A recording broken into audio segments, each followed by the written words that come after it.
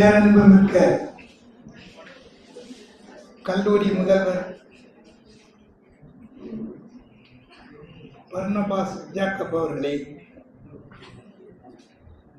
நானும் நிறைய நிகழ்ச்சிக்கு கலந்து கொண்டிருக்கிறேன். இந்த முதல்வருடைய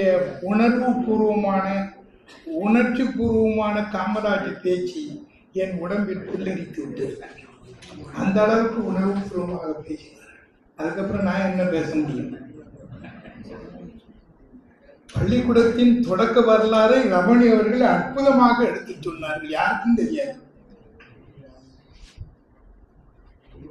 இது காமராஜ் பிறந்த நாள் விழா. தமிழக அரசு அவருடைய பிறந்த தினத்தை கல்வி வளர்ச்சி நாள் என்று அறிவித்ததனால் நாடெங்கிலும் நேற்றையிலிருந்து இந்த மாதம் முழுவதும் அவருடைய பிறந்த தினத்தை கல்வி வளர்ச்சி நாளாக கொண்டாடி வருகிறார்கள். அந்த அடிப்படையில் நேற்று தான் எனது பேராசிரியர் ஆறுமுகம் அவர்கள் ஐயா அவர்கள் முதல்வரை சந்தித்து ஒரு 24 மணி நேரத்தில் இந்த நிகழ்ச்சியை அற்புதமாக ஏற்பாடு செய்திருக்கிறார்கள். முதல்வர்களுக்கு இருக்கிற வேலைப்பளு, இன்னைக்கு இருக்கிற நிகழ்ச்சியில் இருக்கிற பளு அதிகம். இந்த நிலையில் பெருந்தலைவர் காமராஜை பற்றி நாம பேசுவதற்கு சந்திப்பதற்கு வந்திருக்கிறோம். பெருந்தலைவர் காமராஜ் நாடு சுதந்திரம் பெறுவதற்காக போராடிய ஒரு அற்புதமான தலைவர் காமராஜ். 9 ஆண்டுகள் சிறைச்சாலையில் இருந்தவர் சுதந்திர போராட்டத்திற்காக. அதன் பின் அவருடைய உழைப்பால் உயர்ந்து உயர்ந்து உயர்ந்து உயர்ந்து தமிழ்நாடு காங்கிரஸ் கமிட்டி தலைவராக 1942 ஆனார். அது ஒரு பெரிய பதவி. 42 நான் நிறைய சுருக்கி சொல்றேன். ஏன்னா காலத்தின் அருமை கருதி நான் 20-25 நிமிடத்துக்குள் முடிக்க வேண்டும் என்று சொல்லியிருக்கிறார்கள். அதற்குள் அவருடைய சாதனையை நான் சொல்ல வேண்டும். ஆக இந்த சுதந்திர போராட்டத்தில் இருந்தபோது 1944 தமிழகத்தில் பிரதமர்களை நியமிக்கின்ற அதிகாரத்தை பெற்றவர் காமராஜ். பிரகாச மந்திரி சபை, குமாரசாமி ராஜா மந்திரி சபை, ஓமந்தூரார் ராமசாமி மந்திரி சபை முதல் மந்திரியாக இவர்களையெல்லாம் நியமித்தவர் காமராஜ். அந்த நான் சுருக்கிட்டு வருவேன். அதுக்கெல்லாம் விவரத்துக்கு போக முடியாது, நேரம் அதிகமாக அதெல்லாம் ஆயிரும். நாடு சுதந்திரம் பெற்ற பின் தமிழகத்தின் தலைவராக இருந்த காமராஜ் ஓமந்தூராரை முதல்வராக 1952 முதல் தேர்தலில் தமிழகத்தின் முதலமைச்சராக ராஜாஜியை நியமித்ததும் காமராஜை. அந்த காமராஜி 1952 54 வரை தமிழ்நாடு காங்கிரஸ் கமிட்டி தலைவராக இருந்தபோது ராஜாஜி அவர்கள் குலக்கல்வி என்கிற ஒரு திட்டத்தை கொண்டு வந்ததால் அவர் மாற்றப்பட்டு தமிழகத்தின் முதலமைச்சராக 1954 ஏப்ரல் 14 சித்திரை மாதம் 1 தமிழகத்தில் முதலமைச்சராக காமராஜ் வந்தார். 9 ஆண்டுகள் காமராஜர் தமிழகத்தில் முதலமைச்சராக இருந்தார். மூடிய பள்ளிக்கூடத்தை திறந்தவர் காமராஜ். 6000 பள்ளிக்கூடத்துக்கு பதில் 14000 பள்ளிக்கூடத்தை கொண்டு வந்தவர் Kamaraj.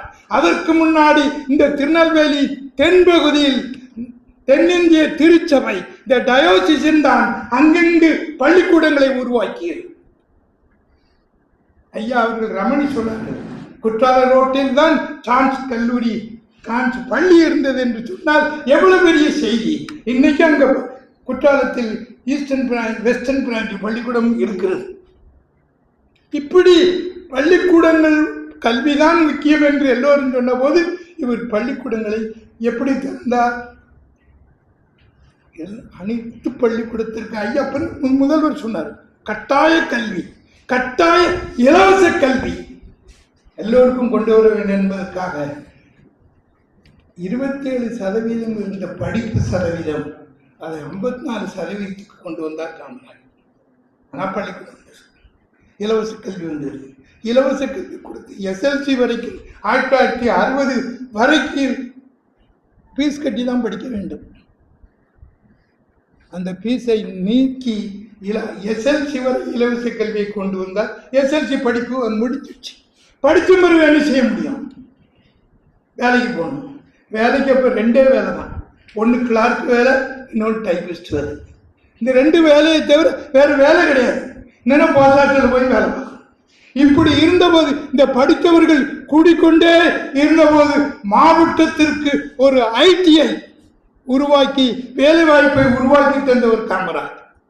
Shankar polytechnic, India cements கிட்ட சங்கரையர் போய் காமராஜிட்ட வந்து, நான் இங்கே ஒரு சிமெண்ட் தொழிற்சாலை உருவாக்க வேண்டும் என்று கேட்கிறார் காமராஜிடம்.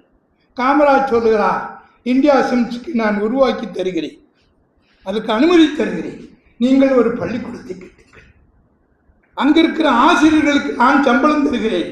அப்படிதான் சங்கர் ஹையர் செகண்டரி ஸ்கூலும் சங்கர் பாலிடெக்னிக்கும் வந்தது. இப்படி பாலிடெக்னிக் வருவதற்கு காரணம் ஐடிஐ மூலம், பாலிடெக்னிக் மூலம் 3 ஆண்டு பாலிடெக்னிக் படித்து அனைவருக்கும் ஒரு வேலை வாய்ப்பை கொடுத்து, அந்த வேலை வாய்ப்புக்காக அவர் ஒரு அமைச்சரை உருவாக்கினார். வெங்கட்ராமன் ஒரு தொழிலமைச்சரை உருவாக்கினார். அவர் என்ன செய்தார்? பாலிடெக்னிக் படித்த மாணவர்களுக்கு புறம் அம்பத்தூர் தொழிற்பேட்டை, இன்னைக்கு பெரிய தொழிற்பேட்டை அம்பத்தூர்ல இல்லாத, இதெல்லாம் கொண்டு வந்த காமராஜ். பேட்டையில் ஐடி, இப்படி சொல்லிக்கிட்டே போகலாம். ஆக பாலிடெக்னிக் அரசால் தொடங்குவதற்கு முன்னாடியே ராஜபாளையம் ராஜா கல்லூரி, ராஜா பாலிடெக்னிக், தியாகராஜர் இன்ஜினியரிங் கல்லூரி, இதையெல்லாம் கொண்டு வந்து தனி உதவி பெறும் கல்லூரிகளாக கொண்டு வந்து கல்வியில் ஒரு மாபெரும் புரட்சியை செய்தவுடன் படிப்பும் வேலையும் அதிகமாக வந்து கொண்டே இருந்தது. இப்படி போய்கிட்டு இருக்கும்போது அணைத்திட்டத்தை பற்றி பிரின்சிபால் அவர்கள் அருமையாக சொன்னார்கள், மணிமுத்தாரை சொன்னார்கள், பரம்பிக்குளம் ஆலியாரை சொன்னார்கள். அணைத்திட்டம் வந்தது. அணைத்திட்டம் இப்படி தொழில் வளர்ச்சி வந்தவுடன் நேரு பெருமானுக்கு தெரிகிறது, ஜவஹர்லால் நேரு இந்த காமராஜ் 6ஆவது வகுப்பு படித்த காமராஜ் தென்னகத்தில் ஒரு அருமையான புரட்சியை செய்கிறார். ஆகவே இவரை இந்தியாவுக்கு பயன்படுத்துவோம். இவருடைய கல்வி வளர்ச்சி, இவருடைய தொழில் வளர்ச்சி, இவருடைய அணைத்திட்டம், இவருடைய விவசாய வளர்ச்சி அத்தனைக்கும் இந்தியாபுரம் கிடைக்க வேண்டும் என்பதற்காக காமராஜை 1963 அக்டோபர் மாதம் 2ஆம் தேதி அவர் முதலமைச்சர் பதவியிலிருந்து விலகுகிறார். இந்தியாவிலே வரலாற்றிலே ஒரு முதலமைச்சர் 9 ஆண்டு இருந்துவிட்டு விலகிய ஒரே முதலமைச்சர் காமராஜ். அவர் அகில இந்திய காங்கிரஸ் கமிட்டி தலைவராக, அகில இந்திய காங்கிரஸ் கமிட்டி தலைவரான உடனே இந்தியாபுரம் இந்த வளர்ச்சியை கொண்டு வர வேண்டும் என்பதற்காக அவர் பாடுபட்டு கொண்டிருந்த பொழுது சீன யுத்தம் வந்துட்டு. சீன யுத்தம் நான் ரொம்ப சுருக்கிட்டேன், அது ஏன் வந்தது எதுக்கு வந்ததுக்கெல்லாம் விளக்கம் போகலை. ஒரு சீன யுத்தம் வந்ததுனால நேரு பெருமனுடைய மனதில் பாதித்தது. அதனால் 1964 மே மாதம் 27ஆம் தேதி பிரதமர் ஜவஹர்லால் நேரு இறந்து போகிறார். ஜவஹர்லால் நேரு இறந்து போகிறார். முதல் பிரதம மந்திரி இறந்து போகிறார்.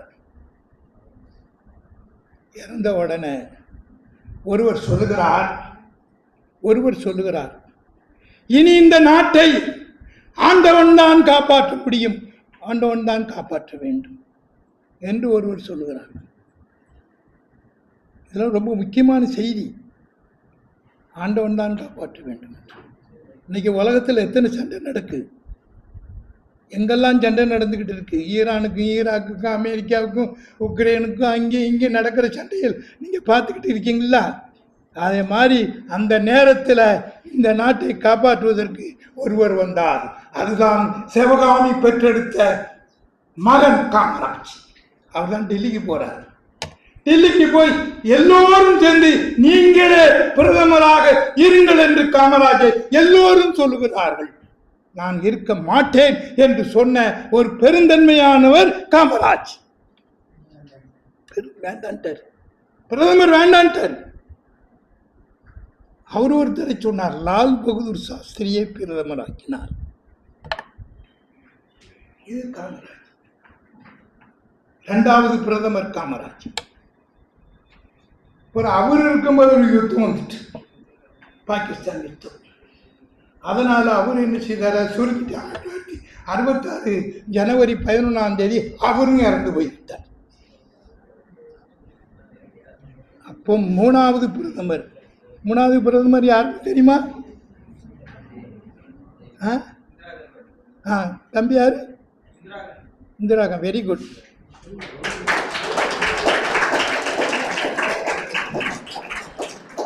இன்னும் அது தெரியாம இருக்கு. உனக்கு பரிசு உண்டு போகும்போது.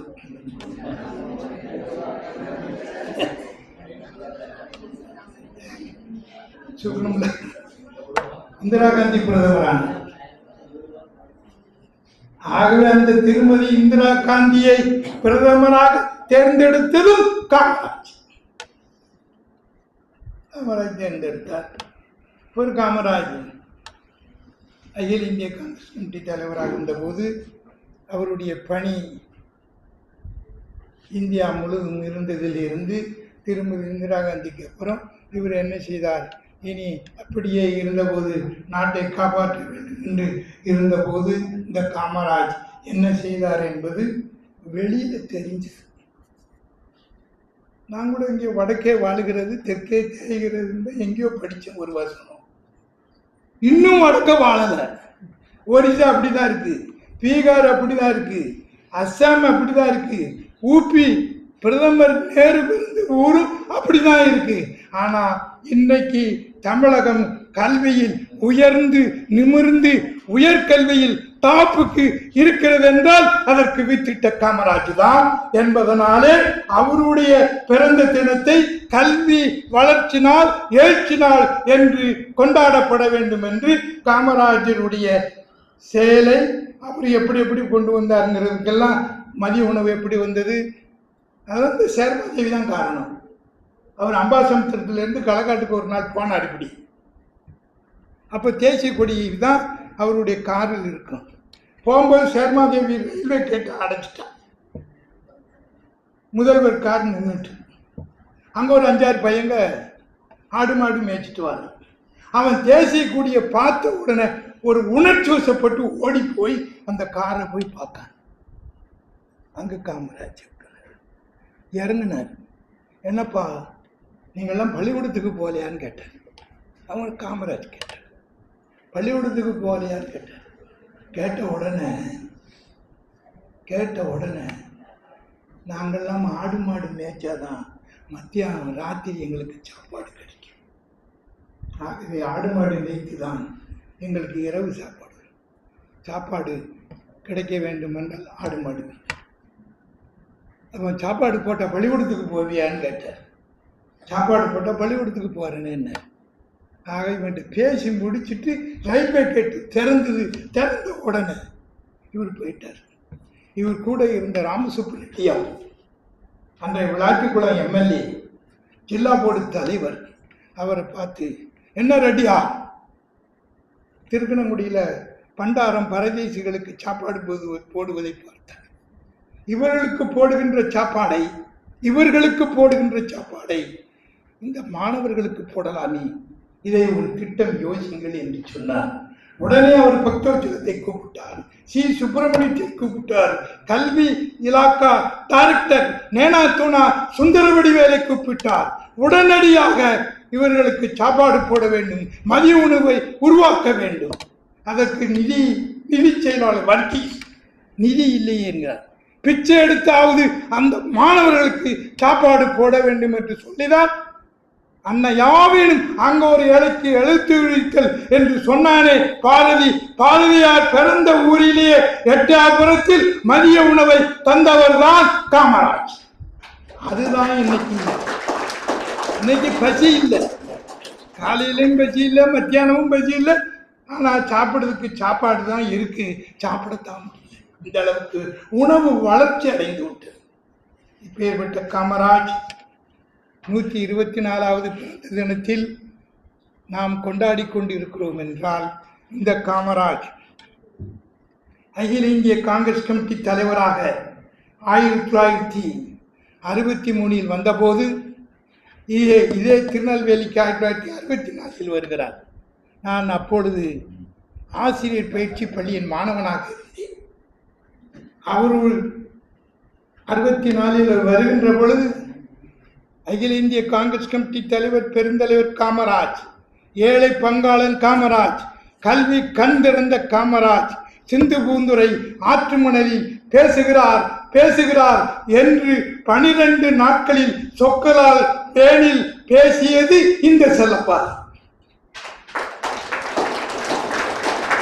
அதோடு 13/5/1965 பாலாங்குட்டை சென்டனரி ஹால் என்று சொல்லக்கூடிய நூற்றாண்டு ஹாலில் அவர் வந்து பேசும்போது அவர் முன்னாடி பேசியது இந்த செல்லப்பா. அவரை வைத்து வள்ளியூரில் 2 கூட்டங்களை நடத்தியதும் இந்த செல்லப்பா தான். அவரோடு 1975 மே மாதம் 12 நாட்கள் அவர் ஊட்டியில் ஓய்வெடுத்த போது அவரோடு 5 நாள் இருந்ததும் இந்த செல்லப்பா தான். இந்த செல்லப்பா தான் காமராஜோடு இருந்ததனால் இந்த காமராஜ் விழாவை இந்த கல்லூரியில் நடத்த வேண்டும் என்பதற்காக பேராசிரியர் ஆறுமுகம் அவர்கள் 2 நாட்கள் துடிதுடித்து முதல்வரை சந்தித்து 3 நாளைக்கு முந்தி திட்டமிட்டு இருக்கலாமே, பிறந்த நேற்று தானே. ஆகவே காமராஜை பற்றி உலகம் பூரா வளையிட்டு இருக்கும். இந்த காமராஜை பற்றி தெரிய வேண்டும் என்பதற்காகத்தானே நாம் எல்லாம் காமராஜ் செய்த வழி என்ன, அது என்ன, இது என்ன எங்களுக்காகவே தான் ஒரே 24 மணி நேரத்தில் ஐயா உதவி பேராசிரியர்கள்லாம் சேர்ந்து இந்த நிகழ்ச்சியை நடத்தி உங்களுக்கு இந்த காமராஜை பற்றி தெரிந்து கொள்வதற்கு ஒரு நிகழ்ச்சியாக இங்கே இருக்கிற வேலைப்பொழு, இங்கே இருக்கிற மற்ற நிகழ்ச்சிகள், கூட்டரங்கு, அது இது எல்லாம் இந்த நிலையிலும் இன்னைக்காவது எங்கு நடத்துவதற்கு காமராஜ் பிறந்த தினத்தை கல்வி வளர்ச்சினால் எழுச்சினால் கொண்டாடி, கல்வியே நமக்கு முக்கியம் பிரதானம், கல்வி இருந்தால் நாம் எப்படியும் வாழலாம் என்பதற்காக இன்னைக்கு கல்வி எங்கேயோ போயிட்டு, அதெல்லாம் நான் சொல்ல விரும்பலை. ஆகவே காமராஜுடைய கல்வி, இளமையில் கல் என்று சொன்ன அந்த கல்வியை படிப்போம், அதற்காக என்ன வேணாலும் செய்வோம்.